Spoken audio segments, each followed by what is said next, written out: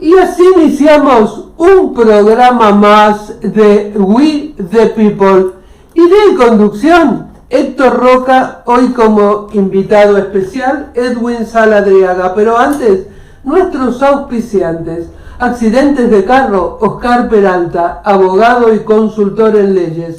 Un amigo leal de los latinos. 702-758-8700 y está en el 2630 Sur Jones Boulevard, Las Vegas, Nevada 89146. Espíritu de México, joyería de plata de alta calidad hecha por artesanos de Taxco, México. Laura Fedman, 702-238-4374. Y Espíritu de México lo pueden encontrar en el local 317 del Boulevard Mall sobre la Maryland Parkway.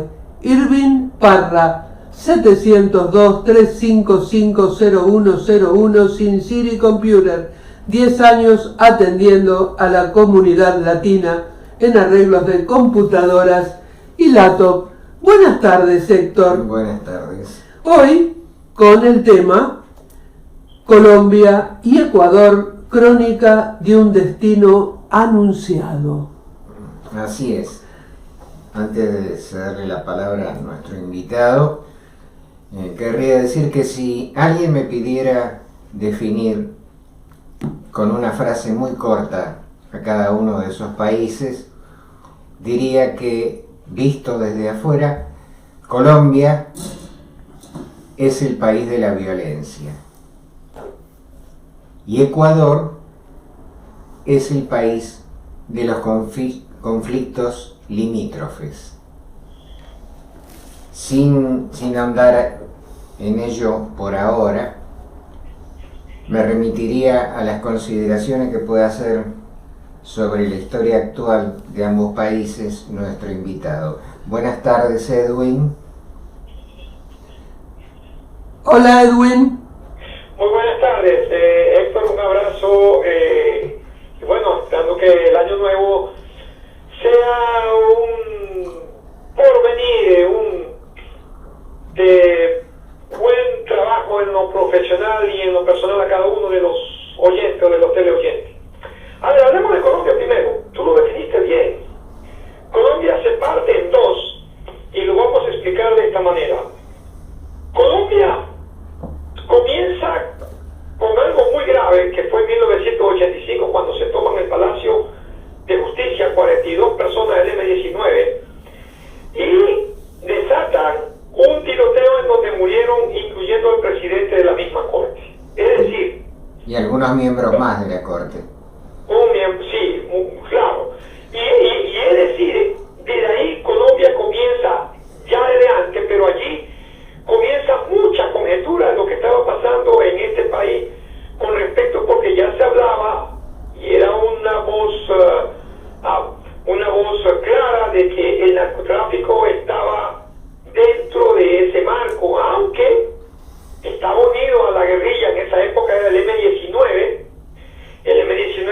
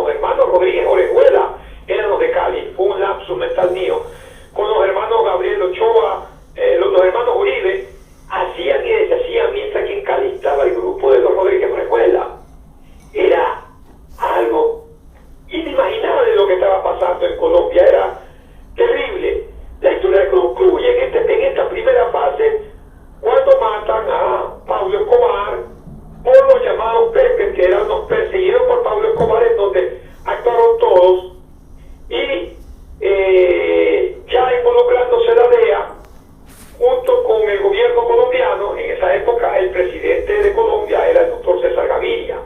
Hay que recordar que cuando se enfrentó el ejército con este grupo del M-19 de abril, el presidente era Belisario Betancourt, que ya tiene 2 o 3 años de muerto, para ser exacto, va a tener 3 años de muerto. Entonces, de fallecido. Entonces, allí comienza una parte tremenda de Colombia, terrible de Colombia, en una situación que era incontrolable y que César Gaviria pudo, de alguna u otra manera, comenzar a forjar para que Escobar se le dé captura y se lo elimine. Pero habría que recordar que previo a todo ese escenario que está describiendo tan detalladamente, ya había actividad previa de grupos guerrilleros como la FARC y el FLN. Por supuesto, lo que pasa es que el M-19 en esa época era el grupo más reconocido, pero la guerrilla de la FARC es la más antigua de Colombia, ¿no es cierto? Y el ELN viene después y se posesiona cuando secuestran un avión de Avianca, que fue en el año de 1999. Pero de ahí comienza una segunda fase en donde lo agarra el presidente Ernesto Samper. Y increíblemente Ernesto Samper, mi querido oyente, le quitan la visa americana porque se piensa de que Ernesto Samper colocaba o enviaba droga en el avión presidencial. Todo un drama, lo de Colombia, terrible, a pesar de que ese país nunca se caía, porque era un país que de alguna u otra manera era atractivo, tenía ciudades maravillosas, como Cartagena, en donde había turismo y en donde había muchos aspectos que lo hacían atractivo, a pesar de la violencia y lo terrible que era vivir en él, ¿no? En 1998 toma el país Andrés Pastrana. Hay que recordar que Ernesto Samper gana una elección antes de que lo tome el primero de Ernesto Samper, toma una elección en donde mucha gente dijo que lo había financiado uno de los carteles de este país. De ahí, pues, lo que conté, ¿no? La situación de Samper en la situación grave que tenía del famoso avión con droga y este tipo de cosas así. Viene Andrés Pastrana, ¿no es cierto? Andrés Pastrana quiso un proceso de paz. Hay que recordar, y volviendo atrás, que en la época del 85 al 93, ¿no? En Colombia murieron 3 candidatos a la presidencia. Bernardo Jaramillo, León Pizarro Gómez, que era del M-19, y el más famoso, en donde todo el mundo colocaba las esperanzas, que era el doctor Luis Carlos Galán, que por cierto el hijo está para precandidato para la presidencia de Colombia. Me hablo de Juan Manuel Galán, hijo de este caballero, Luis Carlos Galán Sarmiento. Entonces, ya en el año 2002, de hecho en 2002, se quiso hacer algo para el proceso de paz.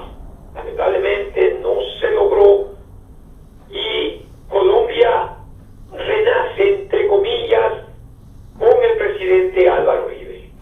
Álvaro Uribe Vélez es un presidente de derecha, un presidente fuerte, muy querido todavía, inclusive a pesar de algunos hechos judiciales que él tiene que responderle algo al Estado colombiano. Álvaro Uribe Vélez mantuvo un país más tranquilo, pero se lo acusa al gobierno de Uribe, que en él hubieron muchos asesinatos de los sindicalistas, de los obreros sociales, de la gente que luchaba por los derechos de los trabajadores. Es decir, hago este análisis de Colombia porque tú lo dijiste muy bien, es un país que ha venido con una enorme situación de violencia, ha vivido una circunstancia tremendamente ajena a lo político. Que se extiende en el pasado a las luchas originadas desde la época de la independencia. Por supuesto, cierto? Ahora, las luchas entre los liberales y los conservadores. Eso es, creo que es, digamos, el germen de una antinomia que se perpetúa en el país y que luego se acrecienta con la aparición de las huestes guerrilleras y de los cárteles de la droga. Pero antes que eso ya había signos muy graves de violencia, tal es así que a disputas entre ambos sectores, liberales y conservadores, se debe un periodo que se denominó justamente la violencia. La violencia. Así que no nace de la nada, está enraizado en los inicios de la independencia del país. No, y en los años 40 lo que tú estás hablando, por ejemplo, de esa lucha constante entre liberales y conservadores fue terrible, fue agobiante, pero hablamos ya de la última etapa. El llamado siglo XX, al terminar en los últimos 20, 30 años del siglo XX y los 21 años que tenemos, o 22 años, perdón, el lapso que tenemos en la actualidad. Colombia ha vivido un flagelo tremendamente complejo. Acordémonos que hace 24 horas atrás, inclusive, para no irnos muy lejos, la disidencia de la FARC, una disidencia que se retira del proceso de paz, que lo catapulta el presidente Juan Manuel Santos, y con el ELN se disputa en un mercado de narcotráfico tremendamente peleado, y están dentro de la frontera venezolana, ¿no? En donde el presidente Iván Duque, el actual presidente Iván Duque, acusa realmente al gobierno venezolano porque, entre comillas, él dice que es quien está alimentando a estos grupos para que lleven droga a Norteamérica, como habla él, y a Europa. Y es lamentable de que Colombia ese tipo de procesos. Entonces, recordar también que dentro de esos procesos que hablamos, Héctor, tú y yo ahorita. Entonces, en tu caso, vos afirmarías que entre las huestes guerrilleras y el narcotráfico hubo una asociación para atacar al Estado colombiano y al imperialismo. Sí, a ver, esto ha sido siempre. Acuérdate que cuando se pierde la hija de la hermana de los Ochoa, el M-19, aparentemente quien la secuestró, negoció con el narcotráfico, y de ahí comenzó a haber una vinculación, aunque no lo quieren reconocer. Y lógicamente, en los actuales momentos, los grupos guerrilleros ya no tienen ideales, entre comillas, como se pudo haber pensado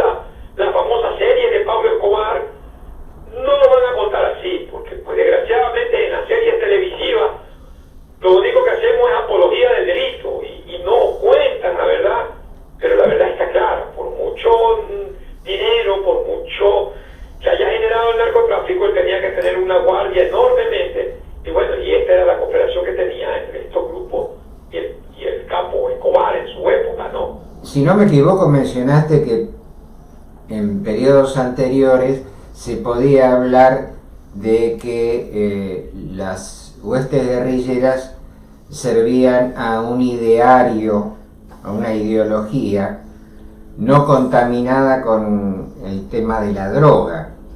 En el caso de uno de los líderes, el Mono Jojoy, ¿estaría dentro de esa etapa o sería uno de los que confabulan con los cárteles de la droga? Y yo creo que de pronto el factor de este grupo, mejor dicho, el que inauguró, el que creó este grupo, que fue Tiro Fijo, Manuel Marulanda Tiro Fijo, el Mono Jojoy, Rafael Reyes, por nombrarte a tres capos de la FARC. Esta gente en el tiempo se contaminaron. De pronto el caso de Tiro Fijo, por ejemplo, me faltó Rodríguez, don Goyo. En el caso de Tiro Fijo, ha de haber empezado con algún tipo de ideal, con algún tipo como era en los años 60, ¿no? Con ese tipo de ideal del Che Guevara o de Fidel Castro, que entre comillas hacían creer a la gente que peleaban por algo ideológico. Pero en el camino, para mantener el estatus que tenía la FARC o cualquier grupo guerrillero de cualquier país en Latinoamérica, acordémonos que en los años 80 fue un año tremendamente sanguinario, no solamente en Colombia, en Centroamérica era terrible. Teníamos la guerra civil de Guatemala y teníamos la guerra de El Salvador, del Frente Paramundo Martí, y teníamos la guerra de Sandinista del 79 al 89 con Daniel Ortega. Entonces, estos grupos, para mantenerse, tenían que estar vinculados, lógicamente, con grupos poderosos del narcotráfico. Sí, un dato para reforzar esa teoría de la asociación es que algunos testigos presenciales, viajeros, casi podríamos hablar de ellos con mirada de turista, hablaban a su retorno a sus respectivos países de que en los campos, en las rutas que circulaban en la zona rural de Colombia, se podían observar carteles solicitando a los jóvenes que se unieran, garantizándole un salario anual de $100.000. Estos testigos fueron muchos.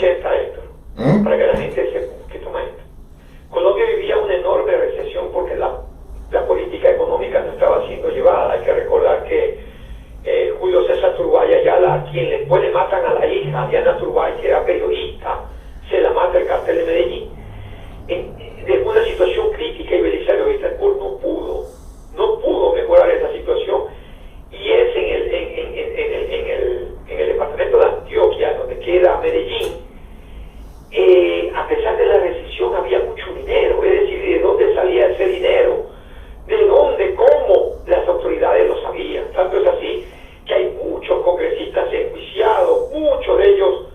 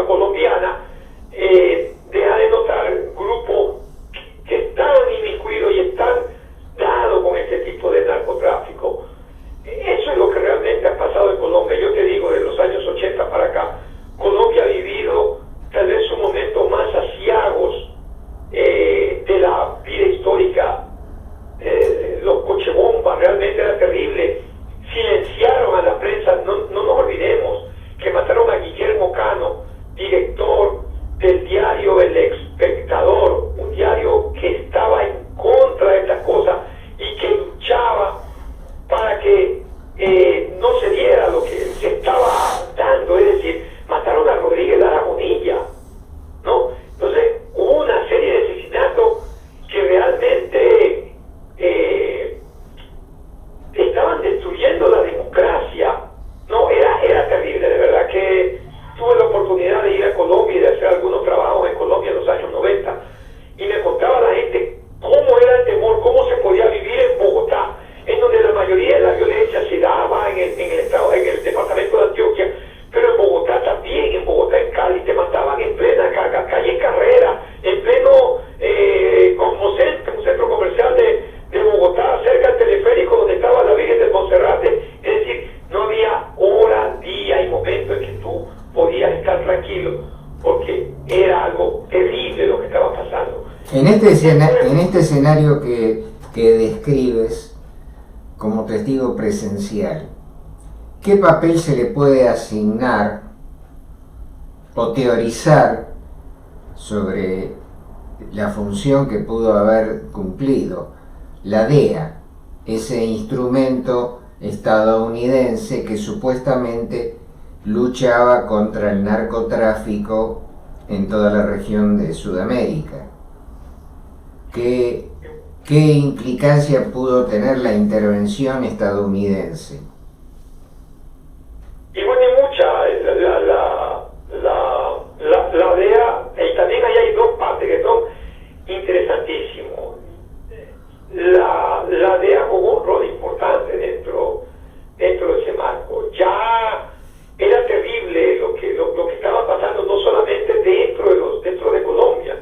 En el estado de la Florida había muchos asesinatos colaterales por el narcotráfico en Colombia, y tuvieron que tomar medidas con respecto a ese tema, porque no podía que se desangre el estado de la Florida. Había muchos asesinatos. Inclusive, si revisamos la historia del estado de la Florida en los años 80, en plenos centros comerciales habían tiroteos, es decir, pequeñas bandas que se querían adueñar del mercado de la Florida, ¿no? En donde se hablaba que la droga entraba por Cuba, es decir, y en la época de Escobar todavía estaba el general Manuel Antonio Noriega, que por ahí, entre comillas, pasaba la droga, hasta que el general Antonio Noriega fue capturado, ¿no?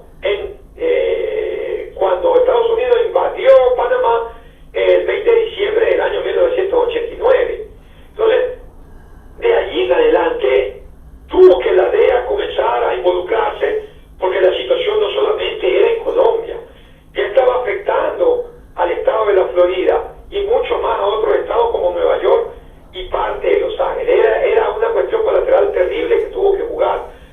Pero después crean el Plan Colombia, ¿no? El Plan Colombia del 94 al 2000 se lo genera, y de ahí en adelante muchos discuten cuánto dinero se le ha dado a Colombia, qué ha hecho Colombia, por ejemplo, para erradicar la droga. Se ha venido hablando mucho del glifosato, que es un fungicida que ellos por medio de aviones riegan a la planta de coca, pero se ha dado cuenta ellos que generan cáncer. Es decir, es toda una situación grave. Pero si tú me dices que jugó la DEA se tuvo que esforzar, porque ya aquí en Estados Unidos se estaba viendo cuestiones colaterales que era terrible en los años 80. La verdad que fue un momento muy aciago también. Era la época de Ronald Reagan, acuérdate, después de que le ganó a Jimmy Carter y que asumió el poder en 1981, comenzó a trabajar mucho con respecto a esto, y después algún día comentaremos lo que pasó con Irán Contra y ese tipo de cosas así que no vienen al cabo de decirlo.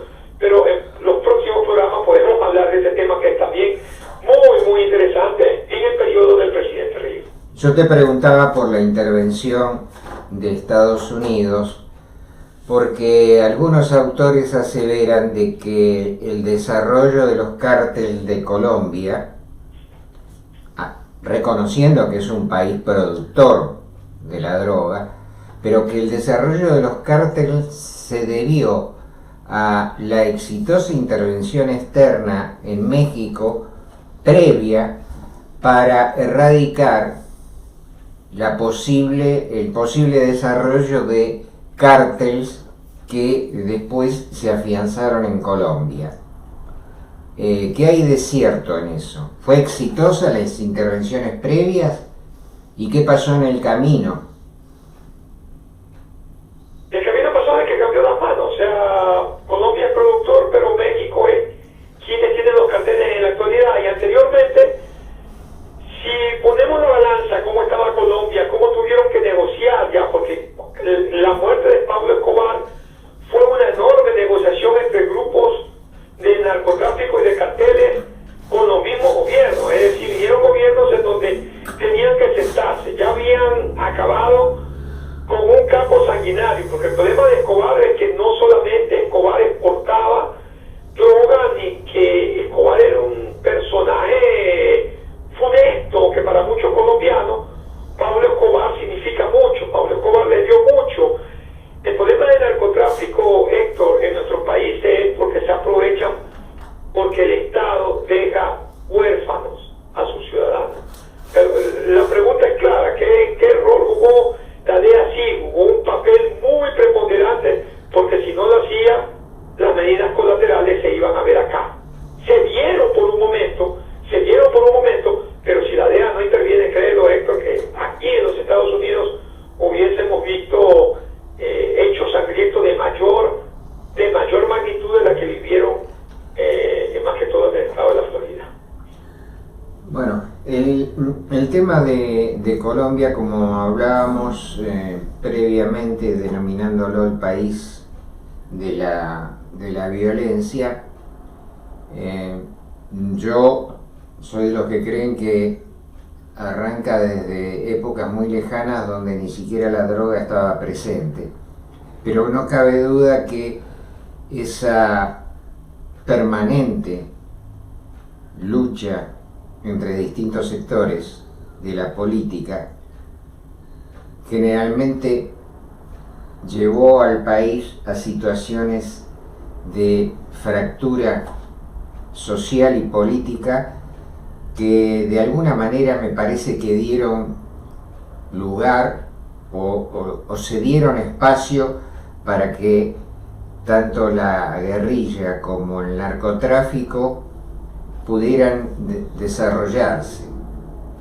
Yo recuerdo una frase de un presidente de Ecuador, Hurtado, que en su tiempo predijo que los países de Latinoamérica, los estados de Latinoamérica, iban a perder el control de sus territorios y que se iban a crear, de hecho, zonas francas bajo el dominio del narcotráfico y de la guerrilla.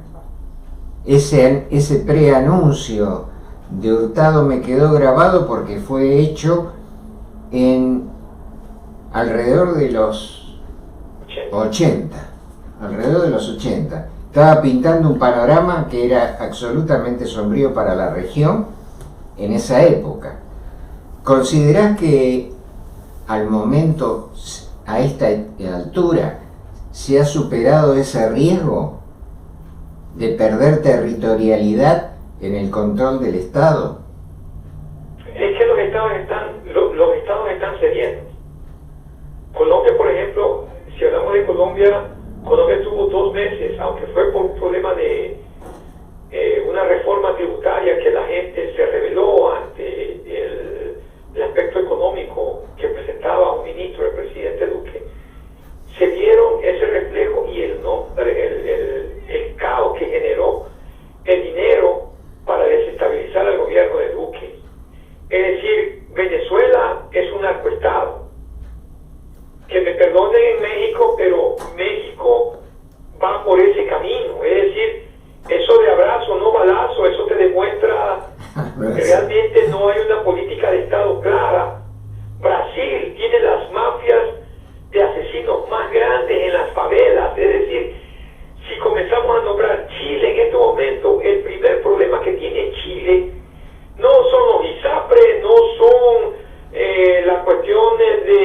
política económica, no. No, sí. La situación de Chile es la inseguridad por el narcotráfico, es decir, se están perdiendo territorio, como dijo Osvaldo Hurtado en un discurso que tú lo nombrabas en el año 83. Y es una realidad que si no le encontramos salida, la situación territorial, no territorial limítrofe, sino territorial a la luz del día de la famosa lucha contra la soberanía, pues esa soberanía va a estar en manos del crimen organizado, si es que ya no lo está en algunos lugares. Esa es una realidad, es una realidad palpable, no la podemos esconder, no la podemos esconder en México, Héctor, que estamos tan cerca de aquí, y no la podemos esconder en Brasil, y que son los dos países más grandes de Latinoamérica. Es decir, tú tienes esa circunstancia. ¿Qué va a pasar con un futuro gobierno de Lula o qué va a pasar con Bolsonaro? Entonces, ese es el problema que hay que ponerse. ¿Qué va a pasar si Petro llega a la presidencia de Colombia? Y de ahí vamos a ver en un futuro cómo se van a manejar nuestros países. El Ecuador, por ejemplo, para retomar el tema de Ecuador. Este año ha sido el año de récord de que la policía ha podido capturar toneladas, 205 toneladas de droga. Nunca antes el Ecuador había capturado tantas toneladas de cocaína. Y eso estamos hablando que el 5 al 10% se recupera. Vaya usted a saber por los puertos del Ecuador cuántas toneladas han salido. Por el puerto de Guayaquil, por el puerto de Manta, por el puerto de Esmeralda. Entonces, allí está el problema. El control de los estados es en este momento difícil porque la mayoría de autoridades, nos guste o no nos guste reconocerlo, están contaminadas. Hay una enorme contaminación, Héctor. Hablábamos la semana pasada en el Ecuador, el resumen que hicimos, ¿te acuerdas? Cómo en el Ecuador este año que pasó hubieron 320 muertos porque las cárceles del Ecuador no están controladas y de las cárceles del Ecuador se manda a asesinar o se manda a hacer lo que quiera. Es decir, no hay un control dentro de las cárceles y en las cárceles está totalmente unificado con lo que tú estás haciendo en la calle. Esa es la realidad, y no solo de Ecuador. ¿No has visto que es? La mayoría de países latinoamericanos no tienen un control ni dentro ni fuera de su sector penitenciario. Es una realidad, eso es indudable lo que está pasando en Latinoamérica, Héctor. Y a pesar de que yo no concuerdo como Pan Hurtado en mucho, pero en ese aspecto tiene razón el presidente Hurtado. Fue presidente de 1981 al 84% de Ecuador. Sí, en sustitución de un presidente que falleció en un accidente aéreo, Sí, ¿verdad? que en su momento, en 1981 muere Jaime Roldós, presidente que se sospechó que fue un atentado originado o instigado por Estados Unidos. Bueno, esa es una teoría, puede ser comprobada o no puede ser comprobada, pero la realidad era que era un presidente con una enorme aceptación a nivel latinoamericano. Acuérdate que Omar Torrijos, también se habló, que el presidente de Panamá, también se habló que fue asesinado en esa época, aparentemente de la Agencia Central de Inteligencia, y ahí se dicen muchas teorías, pero Jaime Roldós llega al gobierno a mano de su vicepresidente Osvaldo Hurtado, dos jóvenes intelectuales, dos jóvenes muy preparados. Jaime Roldós era un personaje único, uno de los abogados insignia en el Ecuador, luchó, era un desconocido total, porque quien iba a ser el candidato a la presidencia era Sal Bucarán, pero como no lo dejaron participar, agarró un muchacho que estaba terminando la universidad, la facultad, era profesor, mejor dicho, ya los primeros años de profesor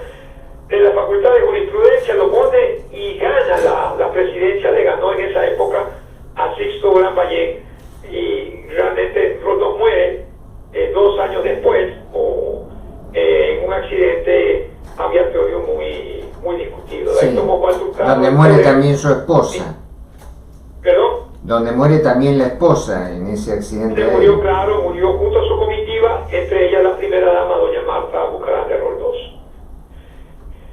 El Ecuador, en cambio, Héctor, es un país netamente conflictivo en lo político, como toda Latinoamérica, pero en donde se habla mucho de partidocracia, para estar en el tema de Correa, en donde se habla mucho de partidocracia, tuvimos a Jaime Roldós, centro izquierdista, porque Roldós participó por el CFP, un partido que después ya desapareció, y de ahí Jaime Roldós hizo su propio partido que se llamaba Pueblo, Cambio y Democracia, y ahí Jaime Roldós junto con Osvaldo Hurtado, pues ya tú sabes, la muerte de Roldós que Hurtado, y de ahí gana el ingeniero León Pérez Cordero de la Frente de Reconstrucción Nacional, Partido Social Cristiano. Ahí vino Borja del Partido de Izquierda Democrática, ahí vino Durán Ballén, y después de Durán Ballén el Ecuador se parte. ¿Por qué se parte? Porque entra a Galán Bucarán Ortiz, hermano o cuñado de Jaime Roldós, a Galán Bucarán Ortiz, un político muy controvertido, muy folclórico, si se puede llamar así, un político muy chabacano, hablemoslo en ese término para que nos comprendan aquí en Estados Unidos, muy chabacano. Ese chabacano era de todo, pues fue presidente del Ecuador, era presidente del Club más popular del Ecuador, Barcelona, quería jugar en la selección del 9,5, era un verdadero vendaval, pasamos 6 meses de un verdadero vendaval político. Lo sacan a Bucarán y llega el desastre en el Ecuador porque vinieron la que tenía que sucederlo, que era la señora Rosalía Arteaga, la doctora Rosalía Arteaga, que en la sucesión presidencial era la indicada, pero desgraciadamente no la dejaron subir al poder y subió Fabián Alarcón, en esa época presidente del Congreso Nacional. Y de ahí en adelante, pues ya la historia es conocida. En el año 98, en el año 98, 2003, sale Yamil Maguad, sí, en el año 98 al 2000, sale Yamil Maguad, Héctor, y se genera uno de los peores momentos para los ecuatorianos, que fue la quiebra de parte del sector financiero, en donde la banca, donde hubo lo que se llamaba el feriado bancario, lo que casi pasó en Argentina con el corralito, exacto, en México con el efecto tequila, y en el año 2000 se vinieron muchísimos inmigrantes a distintos países a probar suerte, ¿no? Es una situación grave. Lo sacan a Maguad, llega Noboa, de ahí sale Noboa, entra Gutiérrez también lo sacaron, entró Alfredo Palacio, y aquí viene lo interesante. Hay por ahí un desconocido, quien he tenido la suerte de hacerle un par de entrevistas cuando era decano de la Universidad de San Francisco.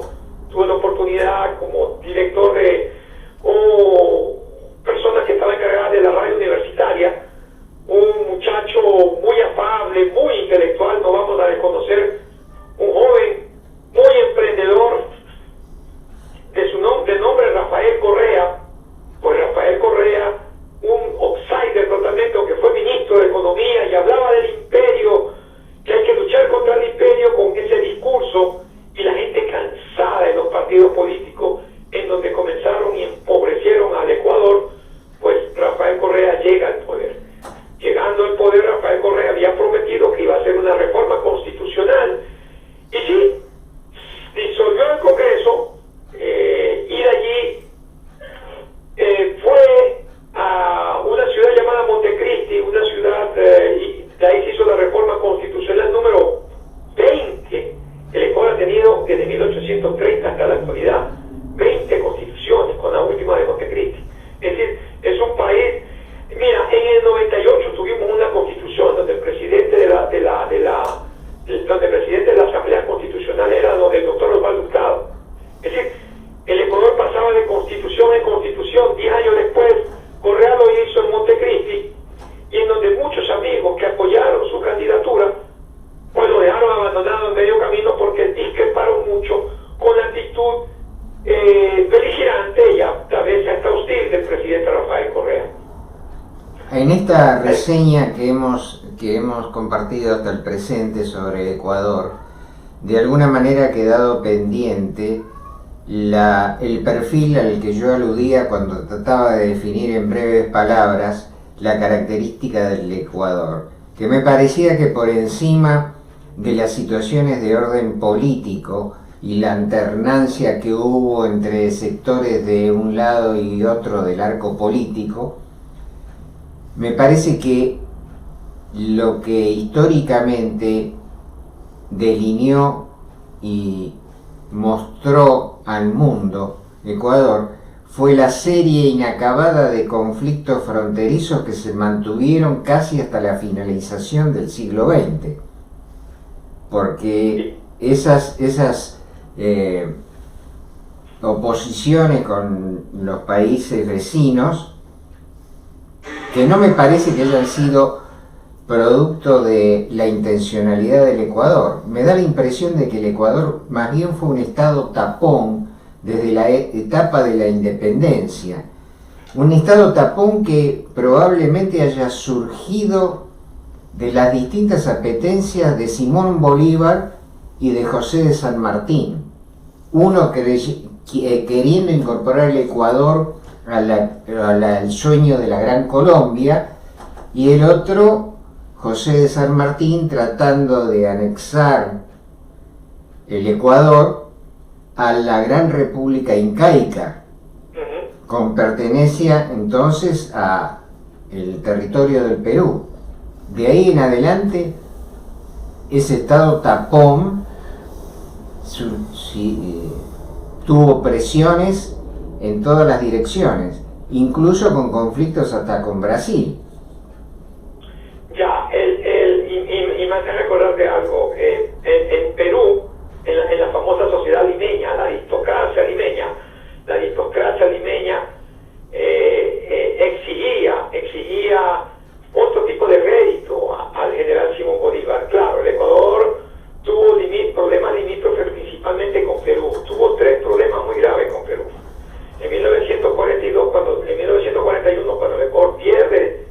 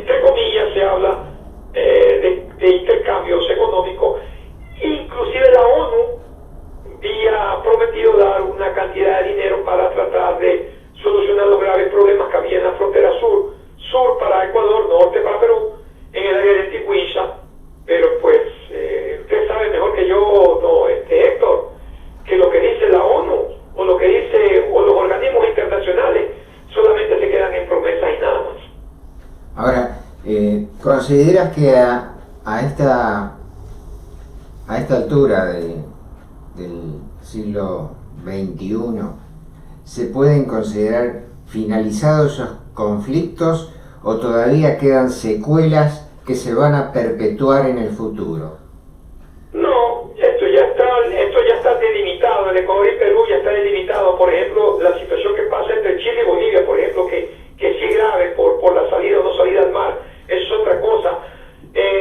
Pero por ejemplo, te pongo solamente un ejemplo entre Nicaragua y Colombia, que se disputan la isla de San Andrés, si no me falla la memoria, que todavía no hay delimitación. En el Ecuador y en el Perú ya los límites están totalmente establecidos por los 4 países garantes: Estados Unidos, Brasil, Argentina y bueno, se me escapa el otro país, ¿no? Estados Unidos, Brasil, Argentina y Chile. Parece que es. Entonces, esos 4 países ya delimitaron estos hitos, así se conoce en términos geográficos, y todo está en santa paz.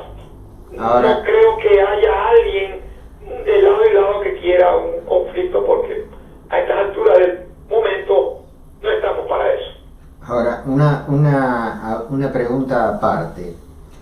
¿Qué hay de los excesos cometidos por compañías estadounidenses en la explotación de diversas riquezas, particularmente forestales, del Ecuador, y de lo que se conoció como la matanza de 20.000 a 30.000 indígenas para apropiarse de los terrenos que les eran necesarios?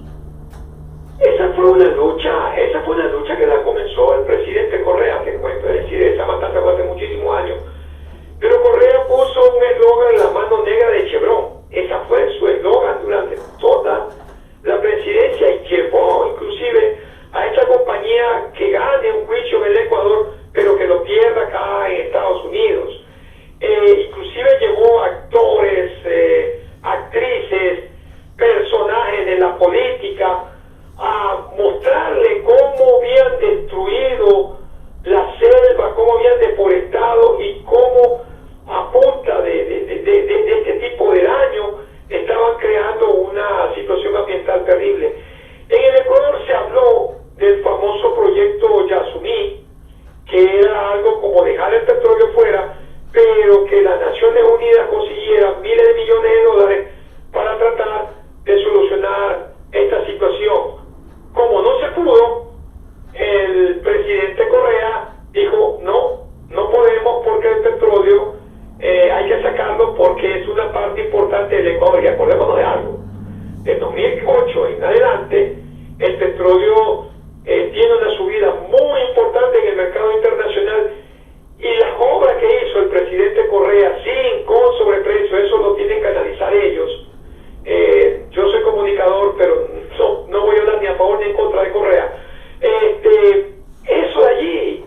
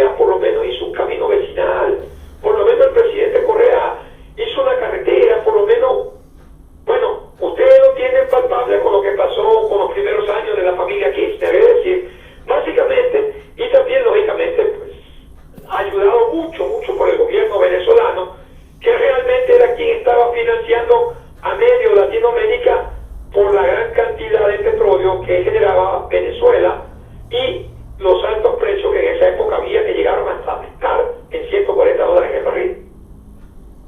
Además de la explotación del petróleo, ¿qué otro tipo de exportaciones tiene Ecuador? Ecuador llegó a ser es actualmente el primer país exportador de banano, es un país exportador de café, después de Brasil, Colombia, Costa Rica, se me escapa el país en Asia. Ecuador está entre los primeros 5 o 6 países que exportan café. Es un país de una enorme riqueza en el área geológica, más que todo el camarón. El camarón ecuatoriano está considerado como de calidad 5, le llaman, 5 estrellas le llaman aquí a todo, ¿no? Entonces, sí hay productos y hay productos nuevos, ¿no? Así como en Perú la quinoa, también en el Ecuador se está produciendo mucho eso. Y hay algunos productos, los llamados productos no tradicionales, que están saliendo de cabida, ¿no? Es un país como todos los países latinoamericanos, bendecido por la naturaleza. Nosotros tenemos 33 pisos tropicales en el sector andina, para que tengan una idea de la gente que no conoce Ecuador. Para que tengan una idea, en un avión de 35 minutos estás de Quito a Manta, por ejemplo, Guayaquil también, pero me refiero porque tiene la playa, y en 2 horas en carro si te vas de Quito a Esmeraldas. Es decir, en el sector andino, en donde hay un nevado, te vas y recorres cordilleras, volcanes, montañas, a 2 horas tiene la playa, a 5 horas tiene el sector oriental, en donde está la selva. Es decir, como digo, como algunos países latinoamericanos, es bendecido, es un país rico en naturaleza, empobrecido por las administraciones. Ahora, en el caso, muchos organismos internacionales le reconocen a Ecuador una condición privilegiada en lo que hace a la biodiversidad, ya que está entre los 17